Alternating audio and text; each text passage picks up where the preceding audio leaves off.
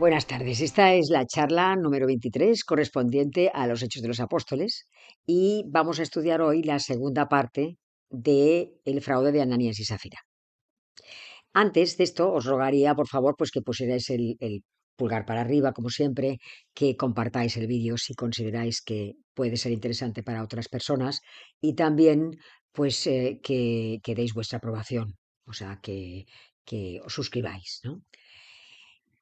Y vamos a rezar la oración para empezar. En el nombre del Padre, del Hijo y del Espíritu Santo. Amén. Señor Jesús, me presento a ti tal como soy. Te pido perdón por mis pecados. Me arrepiento de ellos. Por favor, perdóname. En tu nombre, perdono a todos los que me han ofendido. Renuncio a Satanás, a los espíritus malignos y a todas sus obras.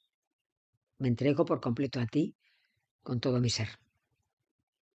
Señor Jesús, ahora y por siempre, te invito a entrar en mi vida. Te acepto como mi Señor, mi Dios y mi Salvador. Por favor, cúrame, cámbiame, fortaléceme en cuerpo, perdón, alma y espíritu. Ven, Señor Jesús, cúbreme con tu preciosa sangre y lléname del Espíritu Santo. Te amo, Señor Jesús. Te alabo, Señor Jesús, y te doy las gracias. Te seguiré cada día de mi vida. María, mi Madre, Reina de la Paz, San Peregrino Santo del Cáncer, todos los ángeles y todos los santos, por favor, ayudadme.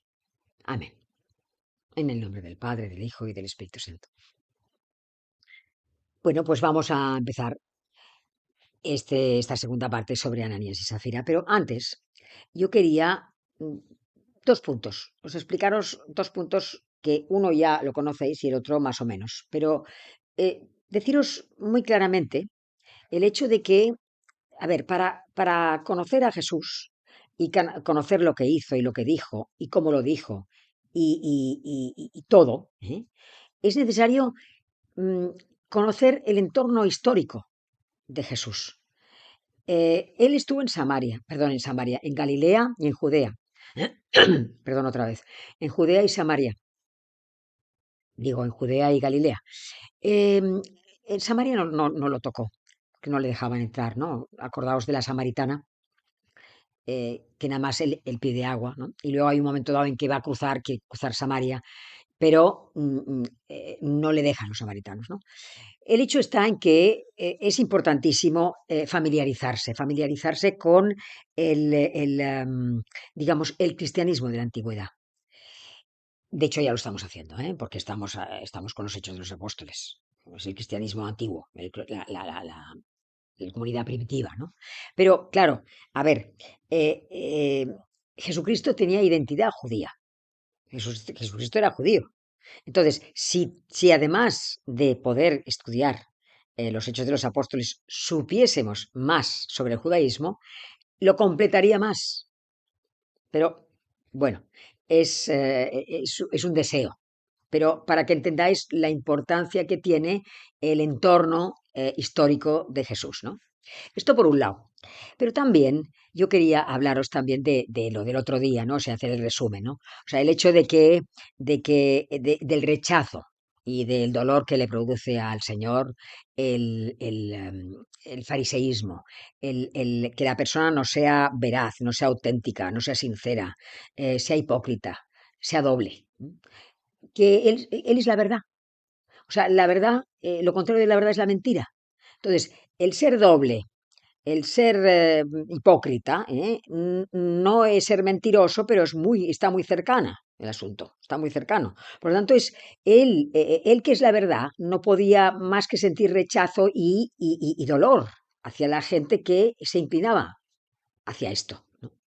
Y esto os lo digo, como os lo dije el otro día, esto lo tenían muy claro los apóstoles con Pedro a la cabeza, y lo habían oído muchas veces, que a Jesucristo no le gustaban nada los fariseos y los saduceos, que hubiesen tomado ese derrotero. Por eso, en un momento dado, en el Evangelio de San Marcos, él dirá, guardaos de la levadura de los fariseos y de los saduceos y de Antipas. Dice Antipas porque se refiere a Herodes Antipas. Recordad que Herodes Antipas es el hijo de Herodes el Grande. Herodes el Grande es el de los santos inocentes. Su hijo es Herodes Antipas, que es el que mató a Juan Bautista y el que era tetrarca de Galilea cuando Jesucristo estaba extendiendo su doctrina. Entonces, bueno, guardaos de la levadura de los fariseos y los saduceos, ya se entiende lo que quiere decir, ¿no? Pero, yendo un poco más profundamente, ¿no? La levadura, a ver, la levadura hace fermentar la masa, o sea, altera la masa para hacerla fermentar. Entonces, él hace un paralelismo y dice, de la misma manera que la levadura hace fermentar la masa, los fariseos, el fariseísmo, lo que hace es corromper la masa de gente de Israel, es decir, la masa del pueblo, y hace que les sea muchísimo más difícil a esta gente poder llegar a entender todo lo que Jesucristo está explicando, porque era así. O sea, el fariseísmo no solamente separaba, pues, o sea, los doctores de la ley, los escribas, no solamente intentaban separar al pueblo de Jesucristo, sino que lo que hacían era impedir que la gente llegara a oírle. Claro que lo oían. Claro que lo oían, ¿no? O sea, si un vecino les decía es que Jesucristo está a 2 pueblos de aquí, pues, y habían oído los milagros que hacía, pues inmediatamente se iban allá. O si les decían, estaban en Cafarnaum y les decían, es que está en el monte, está justo en el mar de Galilea, está justo al lado, está en la orilla y está explicando, pues a ver, dejaban todo y se iban a verlo. O sea que por mucho que sus dirigentes les dijeran que se apartasen de Jesús, ellos habían oído hablar de Jesús y además veían la diferencia que había entre las explicaciones que daba Jesús de las explicaciones que daban los rabinos. Esto está claro, ¿no? O sea que, de hecho, eran ciegos los fariseos y los guiaban a otros ciegos. Era eso. Em, eh, Eso es lo que ocurría. Entonces, entendido esto, entendido lo que habían aprendido los discípulos sobre este asunto de Jesucristo, podemos empezar a hablar de Ananías y Zafira. Entonces, vamos a ver. Voy a leer los 2 primeros versículos, ¿no? Dice, un hombre llamado Ananías, de acuerdo con su mujer, Safira, vendió una propiedad y se quedó con una parte del precio, sabiéndolo también su mujer. La otra parte la trajo y la puso a los pies de los apóstoles. A ver, lo primero que hay que entender aquí, clarísimamente, es que Jesús jamás, jamás dijo que los bienes personales se tenían que poner al pie de los apóstoles o del mismo. O sea, dio libertad absoluta, nunca se habló de esto. Y los discípulos tampoco. Nunca dijeron que se tenían que la gente que les siguiera tenían que poner sus bienes al servicio de los demás.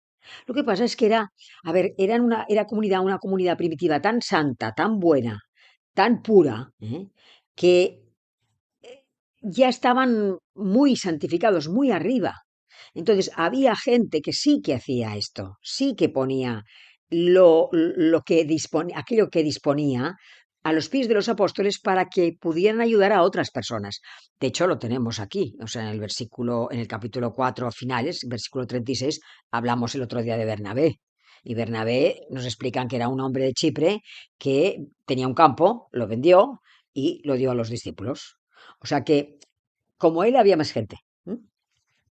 Y esto es lo que hicieron Ananías y Zafira. ¿Este matrimonio de dónde venía? O sea, no sabemos de dónde venía, cómo apareció en la comunidad primitiva. Vamos a suponer, por ejemplo, ¿os acordáis cuando el Espíritu Santo llega en Pentecostés y Pedro se siente con toda la fortaleza para empezar a hablar de Jesucristo? Y el texto nos dice en el capítulo 2 que aquel día se convirtieron unas 3.000 personas. Bueno, pues vamos a suponer que Ananías y Zafira fueran de esas 3.000 personas que se convirtieron aquel día, ¿no? Bueno, ¿qué vida llevaban? ¿Qué vida empezaron a llevar? Pues la que llevaban toda la comunidad primitiva, al lado de los apóstoles, recibiendo muy a menudo la comunión, es decir, las especies del pan y el vino, el cuerpo y la sangre del Señor, estando en comunidad, en comunión con Dios y con los demás, es decir, estando con gente buenísima. Ahora, Ananías y Safira no eran las personas que intentaban que la gente pensase que eran. De hecho, eran vanidosos y les gustaban las alabanzas. O sea, ellos, digamos que lo que querían era, como diría yo, lo que querían era, o sea, que la gente pensase que eran más desprendidos y más generosos de lo que realmente eran. Y claro, se van a encontrar con Pedro, que lee, que tiene el don de ciencia infusa, o sea, que lee los corazones, que tiene el don de conciencia, que os acordáis del tullido, del tullido de nacimiento al principio, que os expliqué que iban al templo para la hora del sacrificio cuando se encuentran un tullido en el templo y él les pide limosna y Pedro le dice, a ver, míranos, porque iba acompañado de Juan, y para ver si verdaderamente tenía suficiente fe. Y viendo que tenía suficientemente fe, locura. Pues, tenía Pedro el don de conciencia, el don de ciencia infusa. Entonces, lo que va a ocurrir es lo siguiente. Voy a leer el versículo 3 y 4. Dice, Pedro le dijo, Ananías, ¿cómo es que Satanás se adueñó de tu corazón para mentir al Espíritu Santo y quedarte con parte del precio del campo? ¿Es que no era tuyo mientras lo tenías? Y una vez vendido, ¿no podías disponer del precio? ¿Por qué determinaste en tu corazón hacer esto? No hemos mentido a los hombres, sino a Dios. O sea, a ver, ellos podían haber conservado la propiedad y hubieran sido considerados buenos cristianos exactamente igual. No, no, no tenían que dar explicaciones a nadie. Pero Pedro está fundando la iglesia. Poniendo los cimientos de la iglesia. Y delante de toda la comunidad mm, mm, mm, cristiana que está en este momento allí, le afea su conducta. Y le afea la conducta porque, digamos que lo que ve de él, es que la mentira, o sea, lo que ve en él es una mentira secreta, la mentira que está entre los dos. O sea, y que aquello no es un engaño ocasional. ¿eh? No es un engaño ocasional ni es un engaño accidental, ¿eh? Sino que es una falta realmente, un acto de hipocresía, o sea, una falta esencial de veracidad. Esto es lo que ve Pedro. Y por esto les dice, con mis propias palabras, pero, lo digo yo con mis propias palabras, pero porque es muy serio, y les dice, a ver, ¿qué es este lío que se ha armado? ¿Por qué esto? Pero si queríais vender el campo, haberlo vendido, si no, no venderlo. Si queríais venderlo y quedaros con parte del dinero, pues quedaros. Si pensabais que a lo mejor con el día de mañana ibais a tener hijos, pues guardaros el dinero. Si no teníais que dar ninguna explicación, ¿por qué se ha armado todo esto? La verdad es que no nos habéis engañado a nosotros, habéis engañado a Dios. Es decir, él les reprocha que habían engañado a los mismos discípulos, a la comunidad primitiva, y como en la comunidad primitiva estaba Dios, que habían engañado a Dios. Fijaos que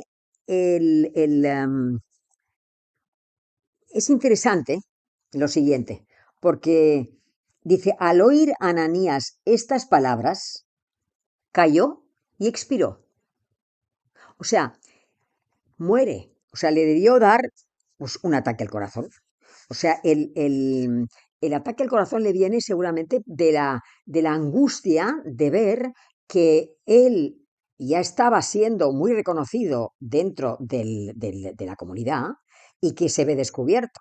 Entonces, debió tener pues como sí, un ataque y muere, ¿no? Pero esto no quiere decir No quiere decir para nada que no se salvara.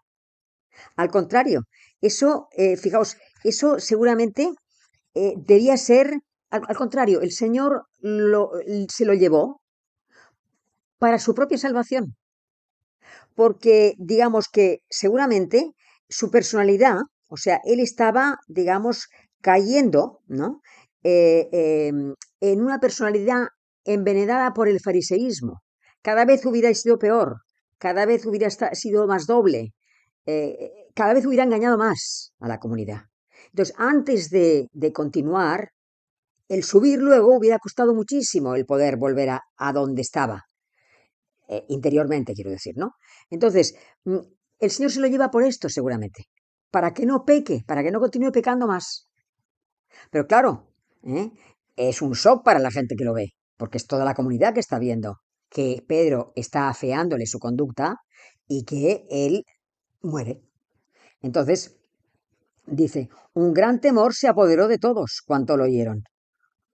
Dice, se levantaron los jóvenes, le amortajaron y le llevaron a enterrar. Recordad que eran cristianos, pero también eran judíos, o sea que se incurría en impureza si cada vez que se tocaba un cadáver, ¿no?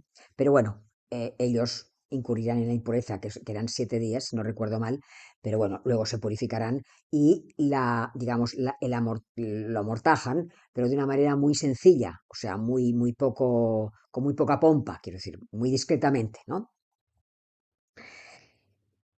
Sigue el texto, dice, unas 3 horas más tarde entró su mujer, que ignoraba lo ocurrido. Pedro le preguntó, dime, ¿habéis vendido el campo en tanto? Ella respondió, sí, en eso. Y Pedro le replicó, pero ¿cómo os habéis puesto de acuerdo para poner a prueba el Espíritu del Señor? Al instante, ella cayó a sus pies y expiró. O sea, se mueren los dos. O sea, ella, concretamente ella, muere o sea, muere con la mentira en la boca. Pero, a ver, tampoco se puede decir que se condenara para nada, ¿eh? Porque, seguro, a ver, las mujeres en esa época estaban siempre al servicio del marido, o sea, no eran nada. Seguramente debió ser digamos, una disposición que tenía esta mujer, mala disposición, a ver, o bien era una mujer que estaba totalmente de acuerdo con Ananías en hacer ese fraude, ¿m? O bien era una mujer que seguía a Ananías y era una buena mujer, pero que no tenía más remedio que seguir a lo que el marido decía. No hay otra. De manera que, así ocurrió. Entonces, lo que sí me interesa destacar de esto, es lo siguiente, y es que, a ver, un momento, lo que quería explicaros, esto, quería explicar una cosa importante, quería explicaros el, el, em, el, el final. El final es un gran temor se apoderó de toda la iglesia y de todos cuanto oyeron esto. O sea, lo más importante de todo esto es el temor. O sea, la impresión que les causó a la gente que vivió esto, el shock que les produjo a toda la gente que vivió esto.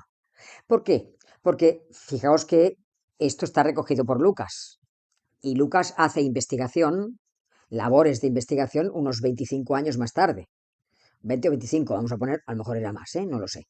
El hecho está en que cuando él hace investigación todavía encuentra gente que le dice lo que ocurrió con Ananías y Safira y le da el nombre de Ananías y Safira y le explica a Ana Lucas exactamente qué es lo que pasó.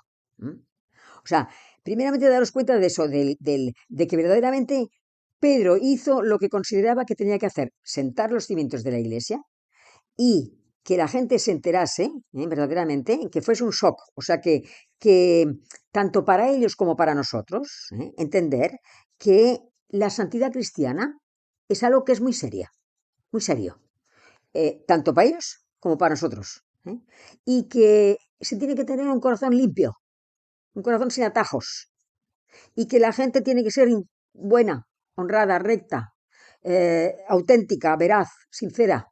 Y si no se puede ser, hay que pedir para serlo, hay que intentar, hay que tener la idea de que se tiene que ser como Jesucristo quiere que seamos, ¿no? Esto por un lado. Y luego, aclarar también que, digamos que, a ver, que el centro de la falta, o sea, el texto,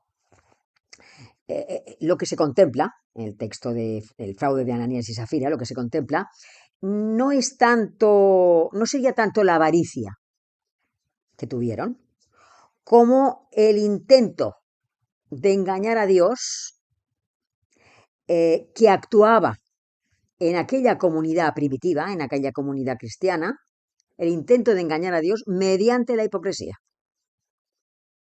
O sea, lo que quiero decir es que no hay que fijarse tanto en la avaricia de esta gente, en el tema, no es tanto la avaricia, como el hecho de que lo que se quiso fue engañar a una cantidad de gente, que era buenísima. Y engañando a esa gente, estaban engañando a Dios, porque Dios estaba en esa comunidad cristiana, que evidentemente, seguramente Ananías y Zafira no quisieron engañar a Dios. Lo más probable es que lo que quisieran era engañar a esa comunidad, a la comunidad cristiana, pero no pensaron en que también estaban engañando a Dios. Pero lo cierto es que engañaron a Dios porque Dios estaba en esa comunidad. Bueno, pues esto es lo que yo quería explicaros con respecto al fraude de Ananías y Zafira y que entendierais la magnitud de la importancia, pero que se tiene que entender entendiendo bien el horror y el dolor y digamos, lo desagradable que resultaba para Jesucristo el hecho de que la gente fuese de aquella forma. No el fariseo, no la persona en sí, sino que la gente hubiese caído en esa tendencia farisaica, en esa doblez, en ese engaño. Porque si no, no acaba de entenderse bien eh, y lo importante que fue. Lo importante que fue para toda la comunidad cristiana como ejemplo. Bueno, pues vamos a despedirnos hasta la semana que viene y vamos a rezar a la Virgen María. Dios te salve María, llena de gracia, el Señor es contigo. Bendita eres entre todas las mujeres y bendito es el fruto de tu vientre, Jesús. Santa María, Madre de Dios, ruega por nosotros pecadores ahora y en la hora de nuestra muerte. Amén. En el nombre del Padre, del Hijo y del Espíritu Santo. Amén.